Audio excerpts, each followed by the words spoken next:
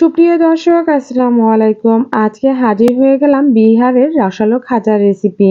বিহারের এই রসালো খাজার রেসিপিটা যে এতটা সহজভাবে দেখিয়েছি, তোমরা একবার দেখলেই তা তৈরি করতে পারবে।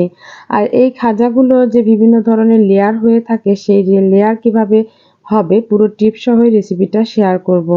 আশা করছি আজকের রেসিপিটা তোমাদের খুবই ভালো লাগবে। রসালো এই খাজাগুলো ছোট থেকে বড়রা সবাই খুবই পছন্দ করে এবং খুব তৃপ্তি সহকারে খেয়ে থাকে। একটা খাজা ভেঙে দেখাচ্ছি, দেখেই বুঝতে পারবেন কতটা মুচমুচে হয়েছে। শব্দ শুনেই বুঝতে পারলেন কতটা মুচমুচে এই খাজাগুলো হয় এবং অনেকদিন সংরক্ষণ করেও খেতে পারবেন। প্রথমে 1 কাপ ময়দা নিয়ে নিলাম খাজা তৈরি করার জন্য, আর পরিমাণ মতো লবণ নিয়ে নিলাম। এখন লবণটা ময়দার সাথে ভালো করে মিশিয়ে নিচ্ছি। এরপরে নর্মাল তাপমাত্রা পানি দিয়ে আমি এখন একটা ডো তৈরি করে নেব। আর অবশ্যই এটি কিন্তু নর্মাল তাপমাত্রারই পানি হতে হবে এবং অল্প অল্প করে পানি দিয়েই ডোটা তৈরি করতে হবে। ডোটা একেবারেও নরম হওয়া যাবে না, আবার একেবারেও শক্ত হওয়া যাবে না। মিডিয়াম ধরনের ডো তৈরি করতে হবে। তার জন্য অল্প অল্প পানি আমি বারে বারে দিয়ে একটি ডো তৈরি করে নিলাম। এই যে দেখুন বন্ধুরা, আমার কিন্তু ডোটা একেবারেই রেডি। এখন উপরে একটু সয়াবিন তেল লাগিয়ে দিয়ে এখন আমি ঢাকনা দিয়ে ঢেকে দেব 15 মিনিটের জন্য। ঢাকনা দিয়ে ঢেকে রেখে দিলাম। অন্যদিকে চুলার উপরে একটি পাত্র বসিয়ে নিলাম, তাতে 1/2 কাপ পরিমাণে চিনি দিয়ে দিলাম আর 1/2 কাপ পরিমাণে দিয়ে দিচ্ছি পানি। এখানে আমি অরেঞ্জ ফুড কালার দিলাম সামান্য ধরনের, যাতে কালারটা সুন্দর হয়। আর এই কালারটা কিন্তু আপনারা স্কিপ করতেও পারেন, আবার দিতেও পারেন। দুটো এলাচ দিয়ে দিলাম সুগন্ধির জন্য। মিডিয়াম আঁচে ভালো করে জাল করে নিয়ে আমি এখন কিন্তু চিনি শিরাটা তৈরি করে নেব। এই চিনি শিরাটা একেবারেই ঘন হওয়া যাবে না, সামান্যতম আঠালো চিটচিটে হলেই চুলাটা অফ করে দিলাম।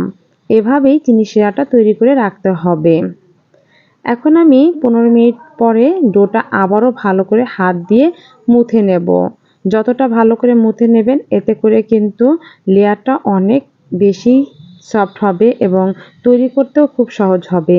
এখন ছোট ছোট করে লেচি কেটে নিচ্ছি। অনেকেই বলতে পারেন, এভাবে ছোট ছোট করে লেচি কেটে নিচ্ছেন কেন?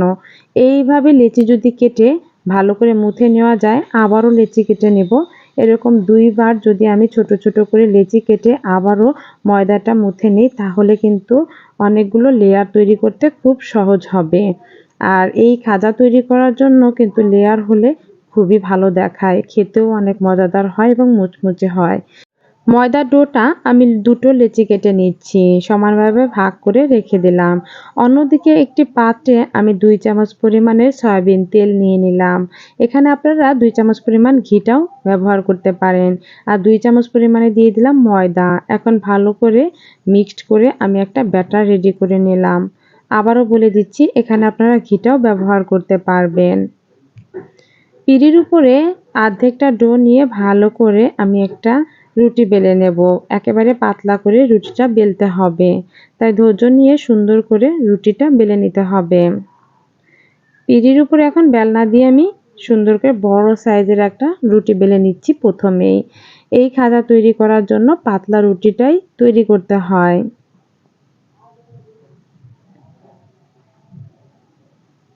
দেখুন বন্ধুরা, অনেক বড় একটা রুটি কিন্তু আমার বেলা হয়ে গেছে। রুটির উপরে এখন আমি তেল এবং ময়দার যে মিশ্রণটা করে রেখেছিলাম সেটা দিয়ে দিচ্ছি। তেল এবং ময়দার মিশ্রণটা দিয়ে হাত দিয়ে রুটির গায়ে সম্পূর্ণ লাগিয়ে দিচ্ছি।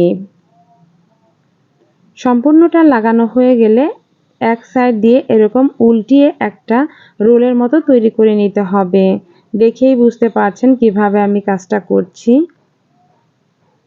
হাত দিয়ে ঘুরিয়ে ঘুরিয়ে আমি রোলের মতো তৈরি করে নিলাম। দেখুন বন্ধুরা, আমার কিন্তু রোলের মতো তৈরি হয়ে গিয়েছে। এখন একটা চাকুর সাহায্যে আমি কেটে নেব। 1 ইঞ্চি পরিমাণ দূরত্ব রেখে রেখে এগুলো কেটে নিতে হবে। নাস্তাগুলো কিভাবে বা খাস্তা এগুলো কিভাবে তৈরি করি আপনারা কিন্তু চোখের দেখাই বুঝতে পারবেন। এখন একটা লেচি নিয়ে এরকম দেখুন উপর সাইডে হালকা ট্যাপ করে নিচ্ছি। এই লেচিগুলো কিভাবে করে নিচ্ছি ভালো করে খেয়াল করুন বন্ধুরা। এতে করে কিন্তু এই খাস্তার লেয়ারগুলো ভালো করে বোঝা যাবে। এখন বেলনা দিয়ে বেলে ছোট ছোট করে আমি খাস্তার শেপটা দিয়ে নিচ্ছি। আপনারা চাইলে এর থেকে কিন্তু বড়ভাবেও তৈরি করতে পারেন, তবে আমার কাছে মনে হয়েছে এটাই পারফেক্ট আছে। এভাবে সবগুলো খাস্তার প্রথমেই তৈরি করে নিতে হবে। আমি একে একে সবগুলো তৈরি করে নিলাম। এখন চুলার উপরে ফ্রাই প্যান দিয়ে পর্যাপ্ত পরিমাণে তেল দিয়ে তেলটা গরম হলে এগুলো ভেজে নিতে হবে। চুলার আঁচটা অবশ্যই মিডিয়াম হিটে রেখে এগুলো ভেজে নেবেন। কিছুটা পরিমাণে আমি দিয়ে দিচ্ছি।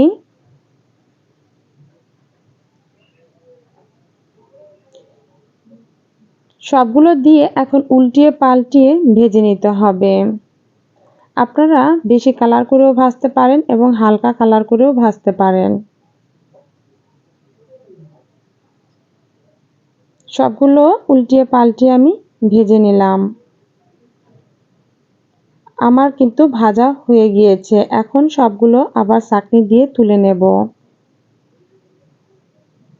তুলে নিয়ে এখন এই যে শিরাটা তৈরি করলাম সেই শিরার মধ্যে দিয়ে দিব। শিরাটা কিন্তু ঠান্ডা হয়ে গিয়েছে এবং এই খাস্তাগুলো গরম আছে। ঠান্ডা শিরার মধ্যে গরম খাস্তা দিয়ে দিতে হবে। দিয়ে স্প্যাচুলা দিয়ে নেড়েচেড়ে খাস্তার গায়ে শিরাটা লাগলেই তুলে ফেলতে হবে। অনেকক্ষণ পর্যন্ত রাখা যাবে না, তাহলে খাস্তা আবার নরম হয়ে যাবে। শুধুমাত্র খাস্তার গায়ে এই শিরাটা লাগলেই উঠিয়ে ফেলতে হবে। দেখুন বন্ধুরা আমি কিভাবে কাজটা করছি। অতি দ্রুত আমি দিয়ে ভালো করে খাস্তার গায়ে শিরাগুলো লাগিয়ে আমি তুলে নেব। আবারও কিছু খাস্তা আমি দিয়ে স্প্যাচুলার সাহায্যে নাড়িয়ে চাড়িয়ে শিরাটা লাগিয়ে উঠিয়ে নিচ্ছি। এইভাবে সবগুলো খাস্তা উঠিয়ে নিতে হবে। এতে করে অনেক ক্রিস্পি এবং অনেক রসালো থাকবে। তৈরি হয়ে গেল আমার সেই বিহারের বিখ্যাত রসালো খাজা। আর এই খাজাগুলো কিন্তু 2 থেকে 3 দিন তোমরা সংরক্ষণ করে খেতে পারবে। আর 2 থেকে 3 দিন পর্যন্ত খুবই মুচমুচে থাকে এবং ক্রিস্পি থাকে। বন্ধুরা এই রসালো খাজাগুলো দেখো 1 কাপ ময়দা দিয়েই এতগুলো হয়েছে। আজকেই কিন্তু তোমরা ট্রাই করবে আর কেমন লাগলো তা অবশ্যই আমার কমেন্টসে জানিয়ে দেবে। যদি ভালো লেগে থাকে তাহলে লাইক কমেন্ট শেয়ার করতে ভুলবে না। সবাইকে আমার আবারও রেসিপি দেখার জন্য আমন্ত্রণ রইল। সবাই ভালো থাকো, সুস্থ থাকো। আল্লাহ হাফেজ।